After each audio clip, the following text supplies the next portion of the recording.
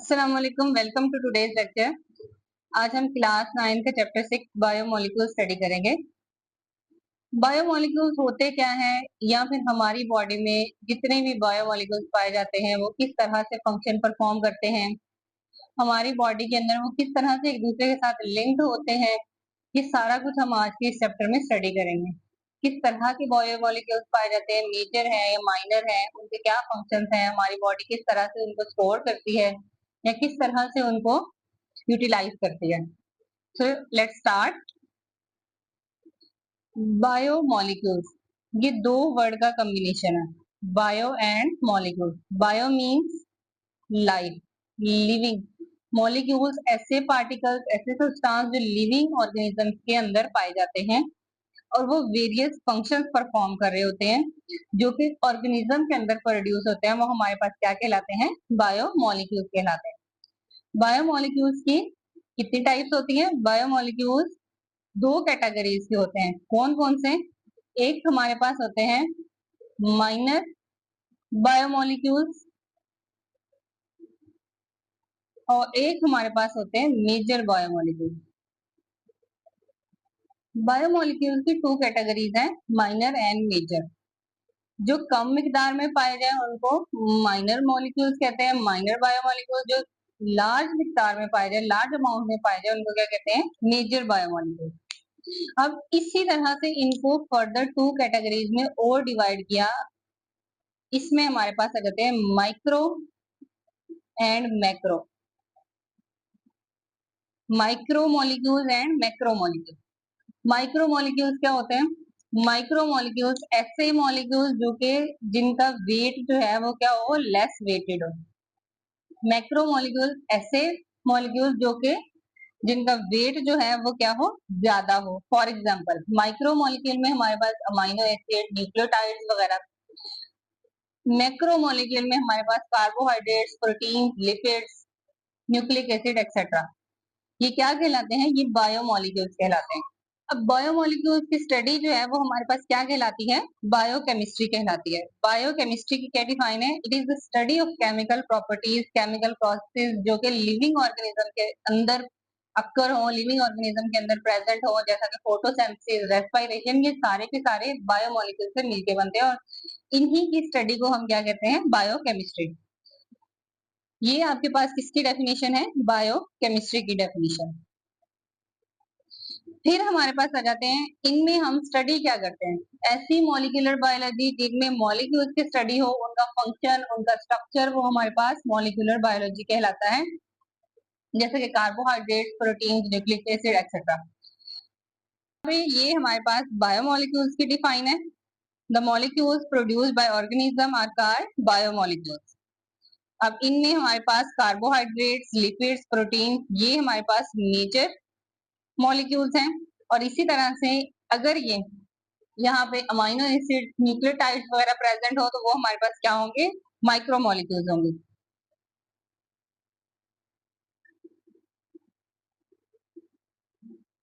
Next हम देखते हैं मेजर बायोमोलिक्यूल्स कौन कौन से हैं और उनके फंक्शंस क्या हैं।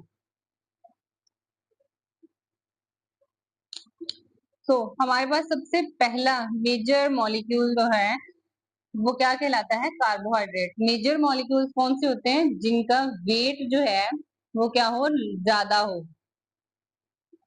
एक्सेस इन वेट हो। कार्बोहाइड्रेट, सबसे पहले कार्बोहाइड्रेट क्या है? इनको हाइड्रेटेड कार्बन कहते हैं। ये हम डिटेल से one by one further discuss करेंगे। हाइड्रेटेड कार्बन होते हैं, इनकी रेशियो 2:1 होती है और ये जो है क्रूशियल रोल प्ले करते हैं एनर्जी का हमारी बॉडी के अंदर। अब ये डिफरेंट ऑर्गेनेलिज में या सेल के अंदर कहाँ कहाँ पे पाए जाते हैं वो हमने यहाँ देखने हैं। सबसे पहला है साइटोप्लाज्म में कार्बोहाइड्रेट कहाँ प्रेजेंट होते हैं? साइटोप्लाज्म। साइटोप्लाज्म में एक्ट करते हैं किस तरह से? Source of energy. तो अगर आपको याद हो तो चैप्टर बायो एनर्जेटिक्स में हमने एक साइकिल पढ़ा था जिसको मेल्विन केल्विन साइकिल कहते हैं। अब वहां पे ग्लूकोज प्रोड्यूस होता है और वो ग्लूकोज जहाँ प्रोड्यूस होता है, जहाँ वो साइकिल रन कर रहा होता है, उसकी प्लेस कौन सी है? साइटोप्लाज्म। साइटोप्लाज्म के अंदर ग्लूकोज की कंसंट्रेशन होती है। साइटोप्लाज्म के अंदर ग्लूकोज बनता है और वहां पे एनर्जी का सोर्स जो है वो कहलाता है ग्लूकोज। नेक्स्ट हमारे पास कार्बोहाइड्रेट जो है वो सेल मेम्ब्रेन के अंदर पाए जाते हैं। किस तरह से सेल मेम्ब्रेन के अंदर पाए जाते हैं कि हमने सेल मेम्ब्रेन का टॉपिक जब डिस्कस किया तो वहां पे हमने देखा कि उसके स्ट्रक्चर में 3 तरह की डिफरेंट डिफरेंट चीजें होती हैं, जिसमें लिपिड बाइलेयर प्रेजेंट होती है, वहां पे ग्लाइकोलिपिड्स ग्लाइकोप्रोटीन्स होते हैं। तो वहां पे ग्लाइकोलिपिड और ग्लाइकोप्रोटीन्स का वर्ड पड़ा था। Glyco means glucose and protein means protein. Glycoprotein glucose और प्रोटीन का कॉम्बिनेशन। इसी तरह से ग्लाइकोलिपिड्स हमने पढ़ा। तो ग्लाइकोलिपिड और glycoprotein basically carbohydrate with protein, carbohydrate with lipids. तो ये सेल मेम्ब्रेन के अंदर भी पाए जाते हैं कार्बोहाइड्रेट, और वहां पे स्टोरेज मॉलिक्यूल का काम करते हैं। नेक्स्ट हमारे पास आ जाते हैं प्रोटीन। प्रोटीन हमारी बॉडी में बहुत इंपॉर्टेंट रोल प्ले करते हैं। जितने भी एंजाइम्स हैं, जितने भी हमारे पास ब्लड सेल्स हैं, हीमोग्लोबिन है, हर एक चीज जो है वो किससे बनी हुई है? प्रोटीन से बनी हुई है। मसल्स, इवन के मसल, एक्टिन, मायोसिन, प्रोटीन, सारा कुछ किससे बना हुआ है? हमारी बॉडी में प्रोटीन डिफरेंट फॉर्म्स में प्रेजेंट होती है। हमारे नेल्स, हमारे हेयर्स भी प्रोटीन से मिलके बने हुए हैं। अब ये प्रोटीन कहाँ कहाँ पे प्रेजेंट होती है सेल के अंदर? तो सबसे पहले सेल मेम्ब्रेन। सेल मेम्ब्रेन के अंदर 2 तरह की प्रोटीन होती है। चैनल प्रोटीन होती है, सेल मेम्ब्रेन के अंदर प्रेजेंट होती है। किस तरह से? सेल मेम्ब्रेन के अंदर प्रेजेंट होती हैं। तो अगर हम देखें तो ये हमारे पास क्या है? सेल मेम्ब्रेन का स्ट्रक्चर है, जिसमें आपको ये प्रोटीन नजर आ रही होंगी। एक तो ये कि ये लिपिड बाई लेयर के अंदर प्रेजेंट होती है। उसके अलावा यहाँ पे कुछ प्रोटीन जो है वो लिपिड की लेयर के अंदर प्रेजेंट होती है, और कुछ जो है वो इस तरह से अटैच होती हैं, जिनके साथ कार्बोहाइड्रेट अटैच होता है, जिनको ग्लाइकोप्रोटीन कहा जाता है। तो ये प्रोटीन हमारे पास सेल मेम्ब्रेन के अंदर प्रेजेंट होती है। साइटोप्लाज्म के अंदर डिफरेंट प्रोटीन्स प्रेजेंट होती हैं, जिसमें हमने cytoskeleton, microfilament, microtubules, tubulin protein से मिलकर बनी हुई होती हैं। तो ये जो है बेसिकली सेल के अंदर जो सपोर्ट का काम कर रहे होते हैं, वो भी किससे मिलके बनते हैं? प्रोटीन से मिलके बनते हैं। हमारे पास हार्मोन्स जो हैं वो भी प्रोटीन से मिलके बनते हैं। इसी तरह से एंडोप्लाज्मिक रेटिकुलम। एंडोप्लाज्मिक रेटिकुलम हमने रफ एंडोप्लाज्मिक रेटिकुलम में देखा कि वहां पे राइबोसोम प्रेजेंट होते हैं और वहां पे प्रोटीन की सिंथेसिस होती है। तो बेसिकली प्रोटीन की मेकिंग जो है वो एंडोप्लाज्मिक रेटिकुलम के अंदर होती है, तो वहां पे भी प्रोटीन प्रेजेंट होती है। गोल्गी एपरेटस में प्रोटीन प्रेजेंट होती है। कैसे? गोल्गी एपरेटस में जब यही प्रोटीन यहाँ से यहाँ आती है तो यहाँ पे पैकिंग होती है उस प्रोटीन की। किस तरह की प्रोटीन है और उसकी पैकिंग कैसे होनी है, वो गोल्गी एपरेटस में की जाती है। गोल्गी एपरेटस का काम है। और फिर वो प्रोटीन कहाँ पहुंचानी है, किस तरह की प्रोटीन पहुंचाती है, वो भी किसका काम है? गोल्गी एपरेटस का। तो इसका मतलब स्ट्रक्चर इन सेल में गोल्गी बॉडी का क्या काम है कि उन प्रोटीन को मॉडिफाई करना। तो यहाँ पे भी प्रोटीन प्रेजेंट होती है। लाइसोसोम, माइटोकॉन्ड्रिया में भी प्रोटीन प्रेजेंट होती है। माइटोकॉन्ड्रिया में किस तरह से? क्योंकि माइटोकॉन्ड्रिया जो है वो सेल्फ रेप्लिकेटिंग ऑर्गेनेल है, वहां पे राइबोसोम्स प्रेजेंट होते हैं, उनकी अपनी मशीनरी है, तो वहां पे प्रोटीन की सिंथेसिस जरूर होगी। पूरे का पूरा सेलुलर ट्रैफिक जो है उसको कंट्रोल कर रहा है, तो प्रोटीन प्रेजेंट है, एनर्जी का सोर्स प्रेजेंट है, तो वो सेलुलर ट्रैफिक जो है उसको कंट्रोल कर रहा है। नेक्स्ट हमारे पास थर्ड मेजर बायोमोलिक्यूल है लिपिड्स। लिपिड्स सेल मेम्ब्रेन की पूरी लेयर जो है वो लिपिड से मिलके बनती है, जिसको लिपिड बाई लेयर कहा जाता है। उसके अलावा हमारे पास साइटोप्लाज्म में पाया जाता है। साइटोप्लाज्म में किस तरह पाया जाता है कि जैसे वो हीट इंसुलेटर का काम करती है। हीट को क्या करती है? इंसुलेट करती है, हीट को रोकती है। और इसी तरह से सेल मेम्ब्रेन के अंदर मैन्युफैक्चरिंग या सेल मेम्ब्रेन के अंदर मेकिंग का काम जो है वो किसका है? लिपिड्स का। लिपिड बाइलेयर वहां पे प्रेजेंट होती हैं, तो इसका मतलब ऑयल ड्रॉपलेट्स, लिपिड ड्रॉपलेट्स जो है वो साइटोप्लाज्म के अंदर पाए जाते हैं। छोटे छोटे ऑयल ड्रॉपलेट्स इस तरह से साइटोप्लाज्म के अंदर मौजूद होते हैं, जो किससे मिलके बनते हैं? लिपिड से मिलके बनते हैं। नेक्स्ट हमारे पास है DNA, deoxy ribo nucleic acid. अब यहाँ पे डीएनए जो है वो किस तरह से कहाँ पे पाया जाता है? यूकेरियोट्स में और कहाँ पे प्रोकैरियोट्स में। सो डीएनए हमारे पास यूकेरियोट्स में न्यूक्लियस के अंदर न्यूक्लियस बेसिकली एक मेम्ब्रेन बाउंडेड ऑर्गेनेली है जिसके अंदर जेनेटिक मटेरियल स्टोर्ड हुआ होता है, वहां पे क्या पाया जाता है, न्यूक्लियस पाया जाता है। इसी तरह से इसका मतलब ये है कि डीएनए के अंदर जेनेटिक इंफॉर्मेशन है, जितनी भी इंफॉर्मेशन है जीन से रिलेटेड, हमारी बॉडी से रिलेटेड, क्या कौन सी प्रोटीन बनानी है, क्या रोल प्ले करना है, क्या फंक्शन परफॉर्म करना है, वो सारा कुछ कौन कंट्रोल कर रहा होता है, डीएनए। तो जेनेटिक इंफॉर्मेशन किसके पास है, डीएनए के पास। तो यूकेरियोट्स के अंदर डीएनए जो है वो न्यूक्लियस के अंदर प्रेजेंट होता है, जबकि प्रोकैरियोट्स के अंदर न्यूक्लियोइड रीजन होता है, बेसिकली एक डेंस स्ट्रक्चर प्रेजेंट होता है न्यूक्लियोइड रीजन, वहां पे डीएनए प्रेजेंट होगा। और वहां पे भी सेम यही फंक्शन होगा कि वो इसके पास इंफॉर्मेशन होगी, जेनेटिक इंफॉर्मेशन, फंक्शन के लिहाज से या फिर डेवलपमेंट के लिहाज से किस तरह से उसको परफॉर्म करना। उसके अलावा डीएनए कहाँ पाया जाता है, उसके अलावा डीएनए ऐसी ऑर्गेनेलीज जो कि सेल्फ रेप्लिकेटिंग ऑर्गेनेलीज हैं, सेल्फ रेप्लिकेटिंग ऑर्गेनेलीज हैं, उन सब में डीएनए मौजूद होता है। माइटोकॉन्ड्रिया, क्लोरोप्लास्ट, ये जो है ये सेल्फ रेप्लिकेटिंग ऑर्गेनेलीज, इनके पास अपना डीएनए प्रेजेंट है। तो इसका मतलब ये इनको क्या कहा जाता है, senior drawing master self replicating double membrane organelle, वहां पे डीएनए मौजूद होता है। फोर्थ हमारे पास, फिफ्थ हमारे पास है आरएनए, आरएनए राइबोन्यूक्लिक एसिड। अब ये कहाँ कहाँ मौजूद होता है, आरएनए जो है वो हमारे पास न्यूक्लियस में, राइबोसोम में, साइटोप्लाज्म में, सेल्फ रेप्लिकेटिंग ऑर्गेनेलीज में, यहाँ पे जो है वो सब में आरएनए मौजूद होता है। तो न्यूक्लियस में जहाँ डीएनए प्रेजेंट है वहां आरएनए मौजूद होगा।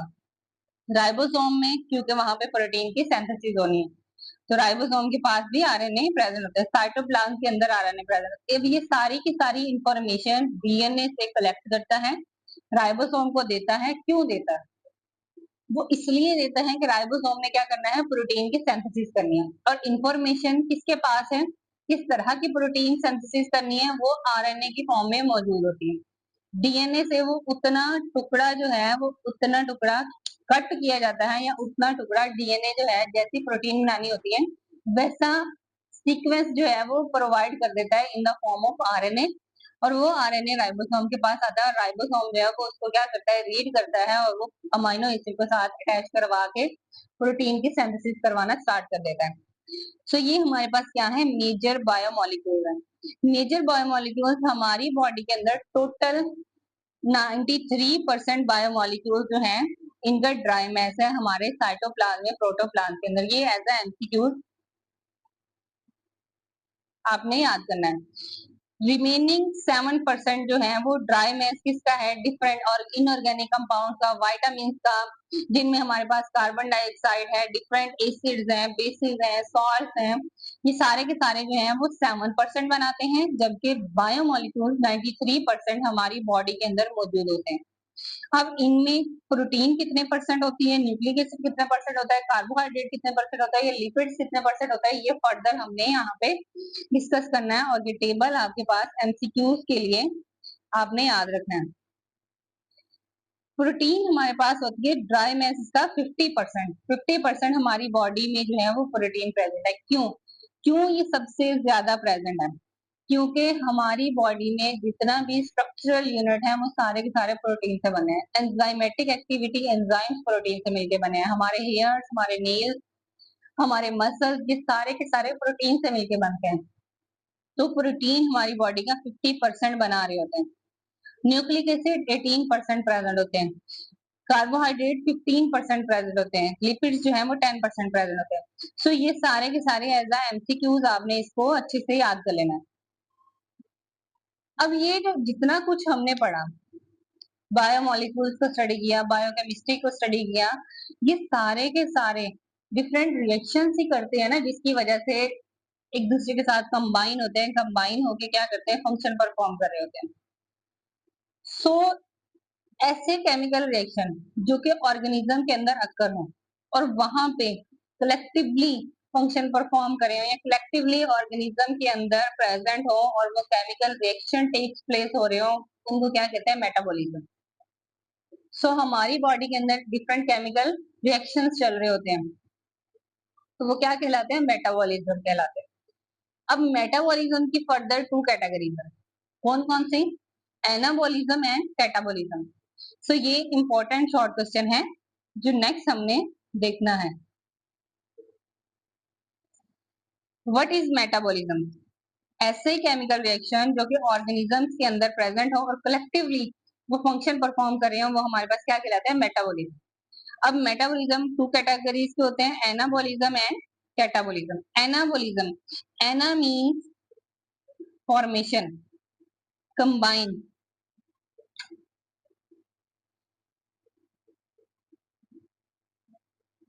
अब ऐसे केमिकल रिएक्शन या ऐसे केमिकल जो कि आपके पास सिंपलर सब्सटेंसेस से मिलके बने, उनको कंबाइन हो और एक कॉम्प्लेक्स स्ट्रक्चर बना दे। जैसे जैसे मोनोसेक्राइड्स मिलके डाइसेक्राइड बना दे, डाइसेक्राइड मिलके पॉलीसेक्राइड बना दे, और पॉलीसेक्राइड कार्बोहाइड्रेट कहलाता है।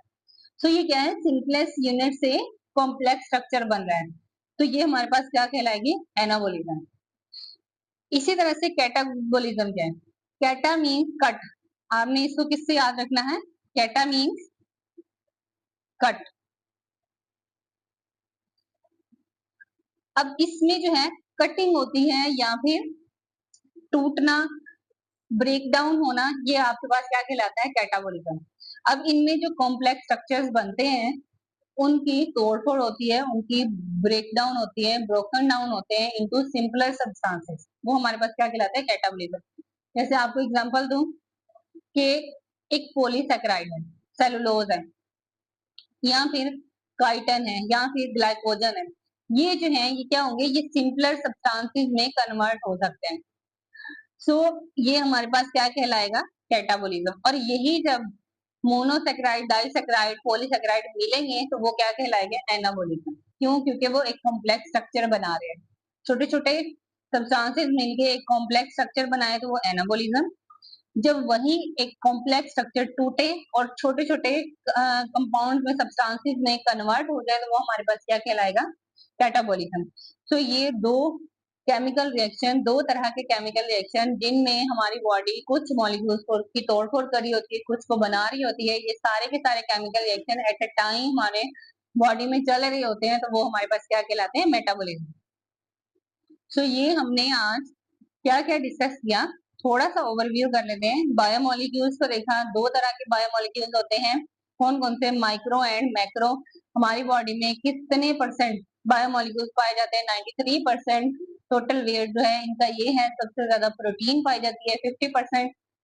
इनकी स्टडी बायोकेमिस्ट्री कहलाती है। मेजर मॉलिक्यूल्स कौन कौन से हैं, उनके क्या फंक्शंस हैं, उनकी लोकेशन क्या है, ये सारा कुछ हमने आज के लेक्चर में स्टडी किया। इस टॉपिक से रिलेटेड आपका कोई क्वेश्चन है तो कमेंट बॉक्स में मुझसे जरूर पूछें। चैनल को सब्सक्राइब करें, वीडियो को लाइक एंड शेयर करें। See you soon in the next video. अल्लाह हाफिज।